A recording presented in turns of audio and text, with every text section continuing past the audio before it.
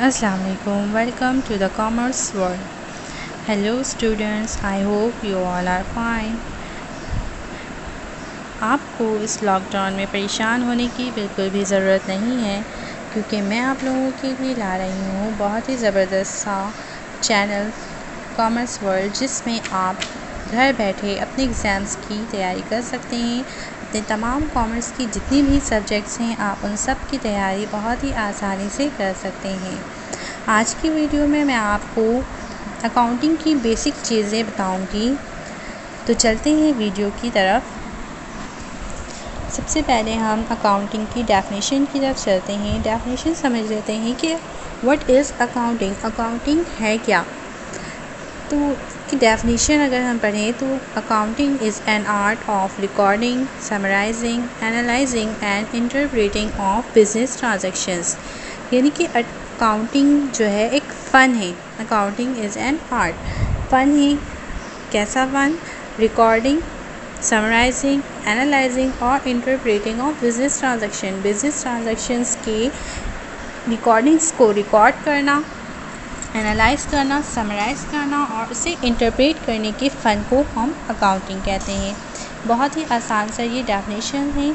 इससे आपकी concept clear हो जाते हैं कि दरअसल अकाउंटिंग है क्या। नेक्स्ट थिंग है हमारे पास एलिमेंट्स ऑफ अकाउंटिंग।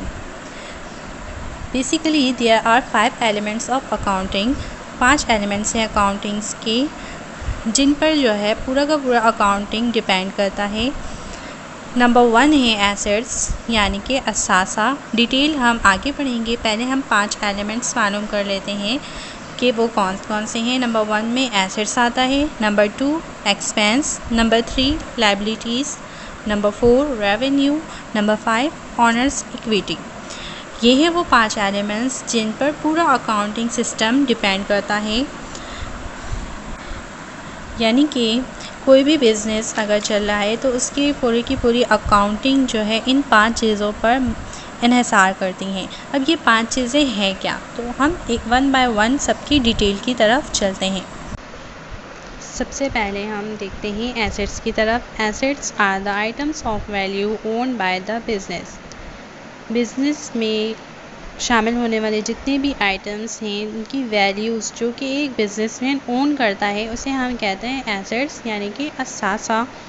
और ये 2 तरह की होती हैं, current assets and number 2 fix assets. Current assets और फिक्स एसेट्स क्या हैं? करंट एसेट्स को पहले डिफाइन कर देती हूँ। करंट एसेट्स हम ऐसे एसेट्स को कहते हैं डेट कैन बी कंज्यूम और sold with in 1 year in the normal course of business. Business की जो कोर्स है उसमें हम यानी कि 1 साल से कम अरसे के लिए जो भी एसेट्स यूज़ किया जाता है, हम उसे करंट एसेट्स कहते हैं। करंट एसेट्स की भी कई किस्में हैं। For example cash. कैश जो है हमारी करंट एसेट में शामिल होता है, या कैश के इक्विवेलेंट जो भी चीज़ें हैं वो। अकाउंट रिसीवेबल, यानी कि ऐसे उधार जो हमने किसी को दिए हों, अकाउंट रिसीवेबल कहलाते हैं। प्रीपेड एक्सपेंसेस, ऐसे एक्सपेंसेस जो हमने प्रिकॉशंस के लिए किए हैं, यानी कि पहले ही अदा कर दिए गए एक्सपेंसेस को हम प्रीपेड एक्सपेंस कहते हैं, जो कि हमारे एसेट्स हैं। Raw materials, inventories, short term investment, ये तमाम हमारे करंट एसेट्स में शामिल होते हैं। सेकंड वन है हमारे पास फिक्स एसेट। फिक्स एसेट्स ऐसे एसेट्स को कहते हैं जो कि 1 ईयर से ज़्यादा पीरियड टाइम के लिए बिजनेस में मौजूद हों। These assets are acquired for carrying on the business operations and not to market this in the normal course of business. इन्हें business operations के लिए रखे जाते हैं और इन्हें मार्केट में हम सेल नहीं करते। These assets have longer useful economic lives, और इनकी लाइफ भी क्या होती है? लॉन्ग होती है करंट एसेट्स के मुकाबले में। फिक्स्ड एसेट्स में भी 2 टाइप्स हैं। नंबर 1 टेंजिबल एसेट्स और number 2 intangible assets. Tangible assets ऐसे एसेट्स को कहते हैं जिसको हम टच नहीं कर सकते, we can't touch it. For example equipment, machinery, buildings, vehicles, ये सारे लॉन्ग टर्म एसेट्स हैं और ये इन्हें हम टच कर सकते हैं। They are fix assets and tangible assets. Intangible assets ऐसे फिक्स एसेट्स हैं जिन्हें हम टच नहीं कर सकते। फॉर एग्ज़ाम्पल ये इस तरह के एसेट्स होते हैं जैसे कि trademarks, franchise, copyrights, licence, goodwill, patents, brands, ये सारी चीज़ें जो यूज़ हो रही होती हैं ये भी एक टाइप्स है एसेट्स की, और ये इंटेंजिबल एसेट्स में शुमार होते हैं because we can't touch it. ये हो गए एसेट्स। नेक्स्ट वन है हमारे पास एक्सपेंसेस। एक्सपेंसेस कहते हैं any cost that a company bears in an attempts to maximise its revenues and thereby its profit. वो तमाम अखराजात जो कि कंपनी बर्दाश्त करती है अपनी रेवेन्यू इनकम बढ़ाने के लिए, अपनी प्रॉफिट कमाने के लिए हमें बहुत सारे किस्म के एक्सपेंसेस करने पड़ते हैं। जो भी कॉस्ट आता है हम उसे एक्सपेंस का नाम देते हैं। ये इनके टाइप्स भी क्या होते हैं, 3 तरह के। नंबर 1 होता है cost of goods sold. Cost of goods sold ऐसे एक्सपेंसेस को कहते हैं जो कि एक बिजनेसमैन अपने बिजनेस को चलाने के लिए जो भी प्रोडक्ट बनाता है या जो भी सर्विस प्रोवाइड करता है उसमें जितने भी अखराजात आते हैं वो कॉस्ट ऑफ गुड्स सोल्ड कहलाते हैं। नंबर 2 है इनडायरेक्ट एक्सपेंसेस। ऐसे एक्सपेंसेस को कहते हैं जो कि ऑपरेटिंग एक्सपेंस होते हैं जिनकी वजह से बिज़नेस चल रहा होता है, जैसे कि सैलरीज़, एम्प्लॉय की सैलरीज़ हैं, सप्लाईज़ वगैरह हैं। इन तमाम चीज़ों में जो भी एक्सपेंस आते हैं हम उन्हें इनडायरेक्ट एक्सपेंसेस कहते हैं। थर्ड वन है नॉन ऑपरेटिंग एक्सपेंस। ये इस तरह के एक्सपेंसेस हैं which are not related to revenue generation for the core business activity, जिनका हमारे बिजनेस एक्टिविटी से कोई ताल्लुक़ नहीं होता, लेकिन हमें ये एक्सपेंसेस करने पड़ते हैं बिज़नेस को चलाने के लिए, जिसका हमें डायरेक्टली बिज़नेस पर कोई फ़ायदा नज़र नहीं आ रहा होता है। इसे ऐसे एक्सपेंसेस को हम नॉन ऑपरेटिंग एक्सपेंसेस कहते हैं। थर्ड वन है revenue. Total income receive for goods और service during a specific period. ये वो अमाउंट होती है जो कि हम अपनी बिज़नेस को रन करते हुए जो भी कमा रहे होते हैं रेवेन्यू, ये इस अमाउंट को हम कहते हैं।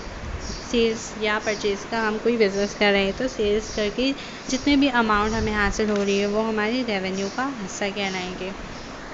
रेवेन्यू ही जो होता है हमारी बिज़नेस का अहम हिस्सा होता है क्योंकि इसी से हमें प्रॉफिट हासिल हो रहा होता है।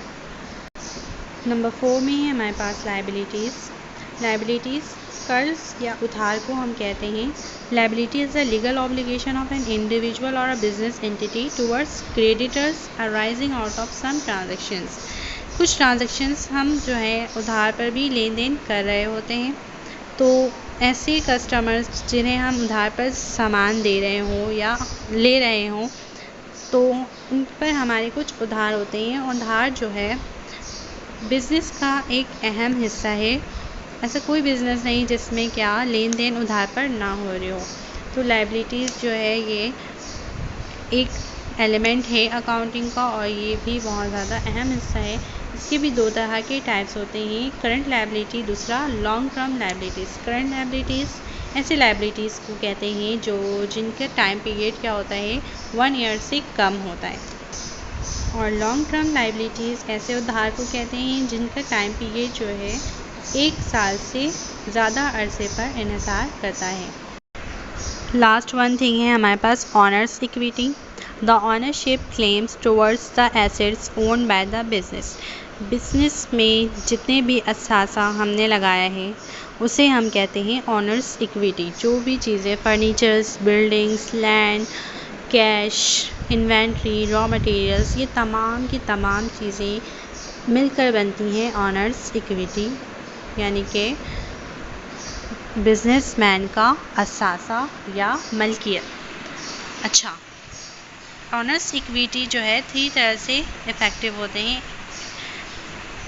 Additional capital increase the amount of honours equity. जब भी कभी हम अपने बिज़नेस में इन्वेस्ट करेंगे, एडिशनल इन्वेस्टमेंट करेंगे, उससे क्या होगा, हमारा कैपिटल ऑनर्स इक्विटी जो है इंक्रीज़ हो जाएगा। ड्राइंग यानी कि पैसों को निकाल लेना।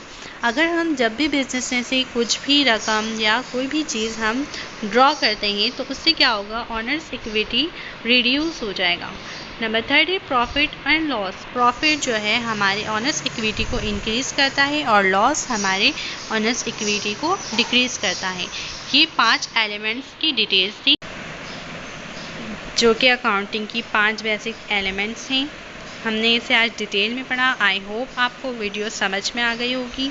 अगर आपको वीडियो समझ में आई है तो इसे लाइक करें, शेयर करें और कमेंट सेक्शन में मुझे ज़रूर बताएगा और मेरे चैनल सब्सक्राइब करना मत भूलिएगा।